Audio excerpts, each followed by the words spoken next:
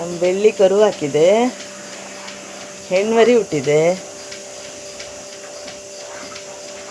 ಪಾಪು ಪಾಪು ಬೆಳ್ಳಿ ಬೆಳ್ಳಿ ಪಾಪು ಶಾನ್ ಪಾಪು.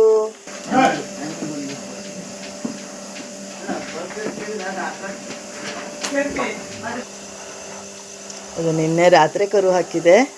ನಾವು ಇವತ್ತು ಸಂಜೆ ಮುಟ ಹಾಲು ಖಾಲಿ ಮಾಡೋದಿಲ್ಲ ಕೆಚ್ಚಲಿಂದ.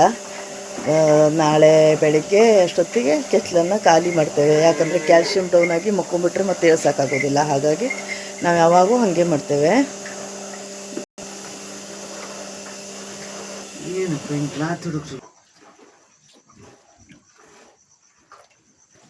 ಹೆಣ್ಣು ಪಾಪು ಯಾರು ಗೊತ್ತಿದ್ದರೆ ಚೆನ್ನಾಗಿರುವಂಥ ಹೆಸರನ್ನು ಹೇಳ್ಬೋದು ಕಮೆಂಟ್ ಮೂಲಕ. Thank you.